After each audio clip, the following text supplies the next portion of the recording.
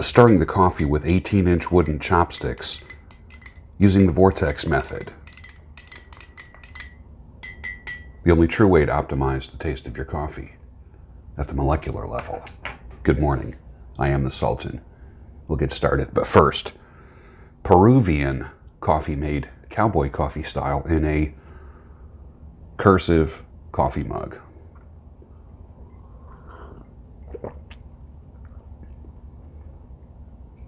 Good. I like it. There's a little flavor in there. I'm trying to guess what it is.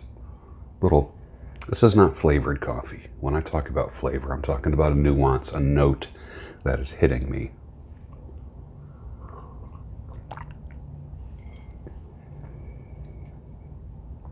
It'll come to me. But it's not chocolatey. It's not leathery. I'm not getting a peppery, spicy thing. There's something else happening. But it'll come to me. This is only the second time I've had this. Well, let's talk about a single topic today, and that's relationship PTSD.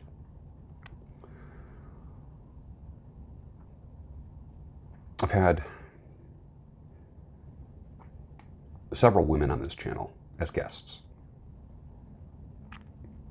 Conversations. I don't like to call them interviews. So I want you, my audience, who I love very much and care about, I want you to feel like you're just eavesdropping on a conversation between friends. So many times I will chat with people before we go live. That way we just kind of get to know each other, and most people are a little bit nervous. The fact is they're nervous. If they're not experienced people who've had all kinds of interviews and things like that. And it's different doing an audio interview than doing a video interview where I'm seeing them in their home at their desk. And I try to provide people that are going to be interesting. To me, interesting is the currency of social media. That's number one. Relevance is equally number one. Interesting and relevant. Number two, they got to be helpful. They got to offer something. Whether it's their data that they have studied, their expertise, or their experience in their life, something they overcame, something that they mastered. The whole idea of having another human being on this channel is that you become familiar with them and what they represent and go, For instance, I had Anna Breeze on here last year, top BBC reporter.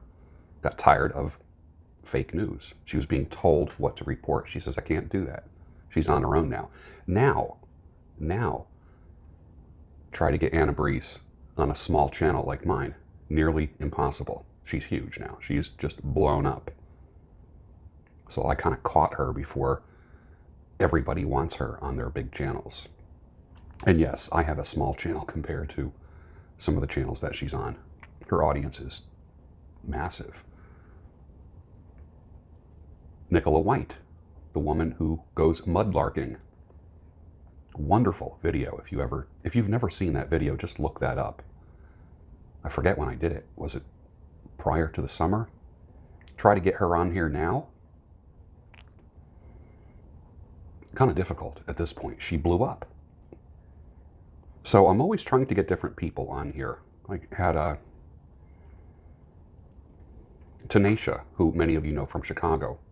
What a fantastic talk that was. And she has a salon. I might have Tanisha on again. I've always liked Tanisha from Chicago, getting a different perspective from Chicago. I might have to have her on a regular basis and call the show Good News from Chicago or something like that. Because most of the stuff we hear coming out of Chicago is not real positive. We had Coach E.O., Everett Overton from Chicago. There's good news. It's not all gloom and doom. We recently had Lindy on here. That was interesting. I've sent you to her channel. A lot of you guys, men, have said, wow, I wish I could meet a woman like that. Imagine being a woman, you ladies, imagine being a woman where men say, wow, I wish I could meet someone like her. What do you think that woman possesses that men see? I honestly, you heard my talk the other day where I say women are strength detectors. Men are a different kind of detector. They're not looking at a woman's strength. When a man looks at a woman, the first thing he sees is how she looks. Pretty, sexy. I have found that recently in history, historically speaking, in the past, I'd say 5 years, women are showing more and wearing less clothing, with all of this here and the bottom and all this kind of stuff. And that initially makes a man go, what?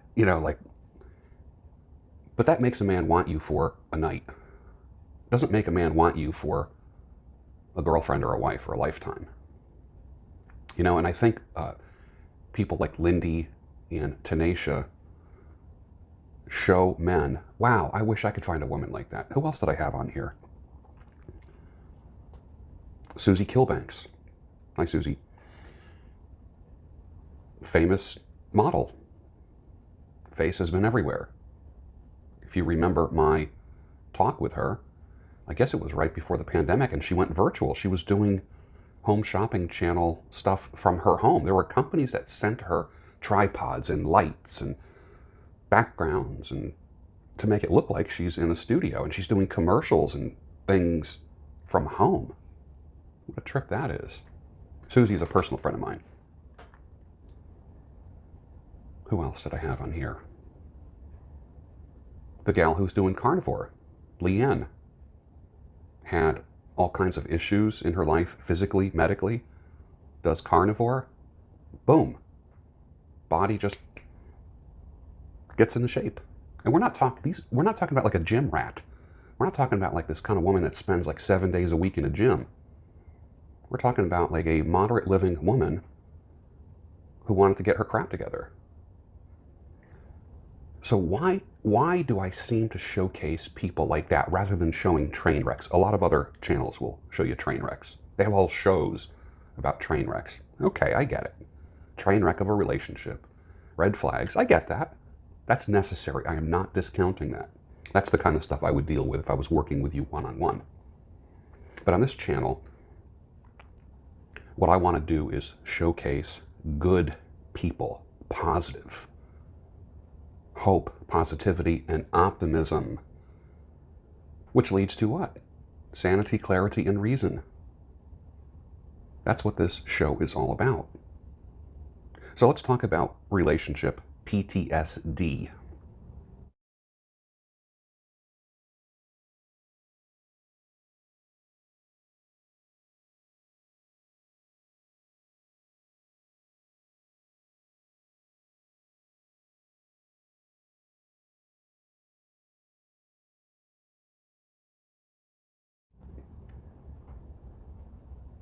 It's when a person has bad feelings that erupt, that even can manifest themselves physically when encountering the possibility of a relationship.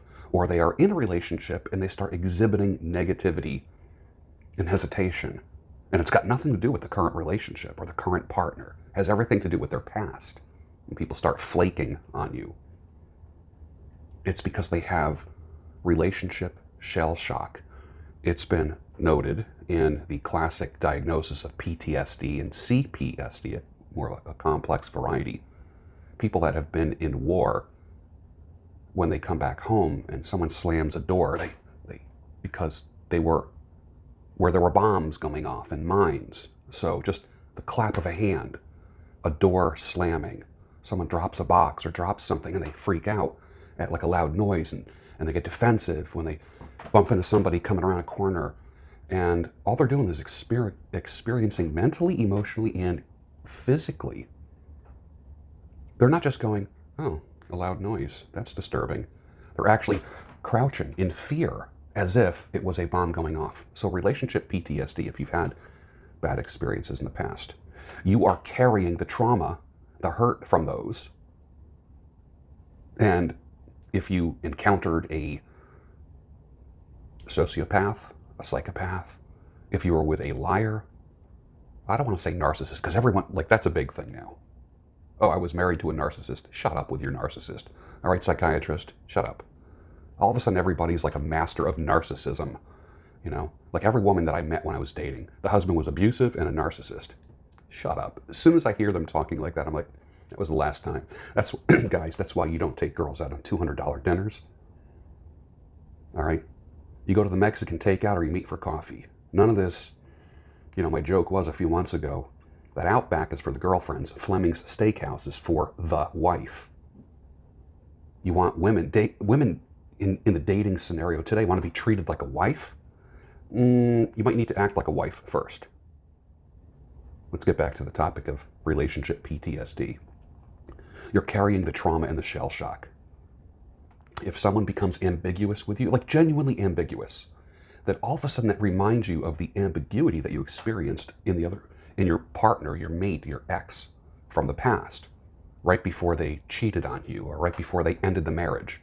So ambiguity, you have an enhanced sensitivity to ambiguity, and everybody can be ambiguous. Ambiguous doesn't always mean, you know, when someone says, you know, like when you go to a formal dinner somewhere and they say, would you like chicken or fish? And you're like, or make it even worse, chicken, fish, or beef? And you're like, And you think like, well, I had chicken yesterday. I don't like fish.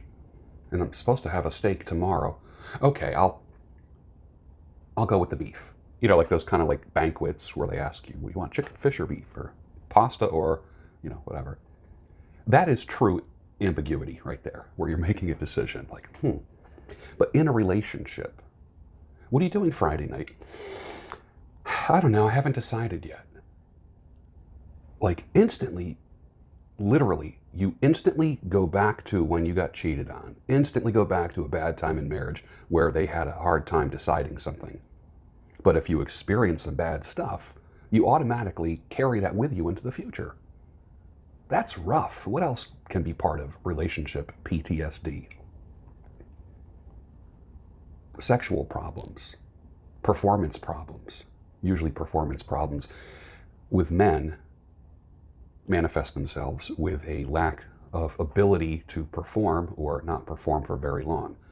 With women, a performance problem would be mannequin sex, where they just are just not moving or responding, and like their attitude is, are you done yet? And you sense that. Those are hard things to recover from if you let them fester a little too long in your mind. This is why I say when people break up and I see these guys doing crazy things to get their girl back or get their wife back. Look, honey, I'm working out. Look how much weight I lost. I got a raise at work. I have a better car now. I went for counseling. I think we could really work now.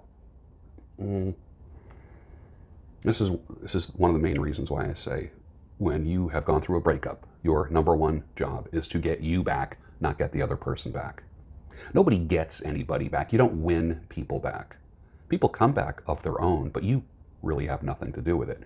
You might have had something to do with them leaving if you neglected yourself or neglected the marriage or the relationship. And then you have to just kind of inventory the things where you failed, where you were for the men, where you were a beta type male, where you didn't take the lead. What do you want to do for dinner? I don't know. What do you want to do for dinner? I don't know. What do you want to do for dinner? I don't know. What do you want to do for dinner? And you had like this lack of decisiveness that drove your wife crazy. Or you became the kind of guy, now I'm just talking to the men now, you women will get your turn in just a second. Or you became the kind of guy that is undesirable. You smell. You're not clean. You smoke pipes and cigars because it's a manly thing to do. You know what else is manly? Brushing your damn teeth and flossing and not smelling like a damn smokehouse when you're around your wife. No one's going to tell me how to live my life. I go out in the garage or the Van Gogh room or the cellar or out with the guys and I have cigars and we talk about manly things and chopping wood and lifting weights. But you smell like an ashtray. That wears down on the wife a little bit. I don't care what anyone says. Ladies, are you the woman that he married? Are you the pretty, sexy, shapely woman? And if you were never any of those things, this is not just for the This is not the pretty, shapely, sexy, handsome channel. This is for normal people. I call myself the king of the above average at times. You remember that? Remember that? I love being with above average people. What did Garrison Keillor, when he talked about Lake Wobegon, what was the phrase that he used about the kids? He was describing people, and then he would say, and the kids are okay looking, or something like that. Nobody is the person that the spouse married. Nobody. Everybody gets older. Entropy happens. Aging happens. That's okay. You didn't marry those wrinkles. You didn't marry that saggy body. But you love them. And you committed to them. And there's joy in what? Keeping up with the Joneses? No. Remember? There's joy in commitment. There's actually joy in commitment. No matter what. Your man's got a little belly on him? Love him to death. Love him up. Get him out walking. Feed him better if you're the cook in the family. Man, your wife's getting a little out of shape, getting some wrinkles, getting gray, whatever. Just fill in the blank. Does she still think that she's beautiful? You used to be her mirror when she said, and us guys, we joke about this now, do I look fat in these jeans? And there's a million possible responses to that. You are a mirror for your woman. If there's an exit door or exit sign always visible, you're just always one move, one moment of dissatisfaction away from leaving that relationship. You're one mouse click away from that relationship ending. Relationship PTSD, carrying the ghosts of the past into the future, mentally, emotionally, and physically. You have to realize that you have that. For instance, you go to a doctor for what? For instance, I went through a thing where I thought that I was having some lung problems, literally, because I have a friend who started out, he was a guy who I met in the acting world. Good guy. I like the guy. Like him a lot. He came, and I remember, came to the barbershop I was working at, and I gave him a shave and haircut and cut his kid's hair, and we've become friends over the years. And he recently is dealing with some lung cancer, and I'm still dealing with that in my head because he was always healthy and trim. So that's something I'm mentally dealing with right now, as of today. But I remember when he first told me that, I had a little cough. And when I asked him, I said, how did you know you had it? Because this is a guy who's not a smoker, who got lung cancer. And he says, I had a persistent cough. Well, I have a persistent cough. This was last year. And I was doing this like kind of thing a lot. And I swore there was something going on in my lungs. And I went and got a lung x-ray. And they were clear. Nothing. Absolutely nothing. Nothing. And the doc said, you might be having some kind of acid reflux of some type, where there's a little bit of acid coming up and you're coughing and clearing your throat because there's a little bit of burning going on. That might be happening. So I had an endoscopy done where they go down this way. And yeah, there was some inflamed tissue and there was some excess acid, and they took a biopsy and it was inflammation. She nailed it. And I'm so thankful for that, because I was all paranoid that I had heart and lung problems. Again, because I'm a healthy guy, it's like, this can't be happening to me. And that's not to minimize my friend who's dealing with that issue, who I know he's watching this, and I'm praying for you, bro. I think about you all the time. And I'm still in disbelief that you're dealing with this. But we'll talk soon about all that. So you go to the doctor and you get a proper diagnosis, and then they know how to treat it. Otherwise, it's misdiagnosed.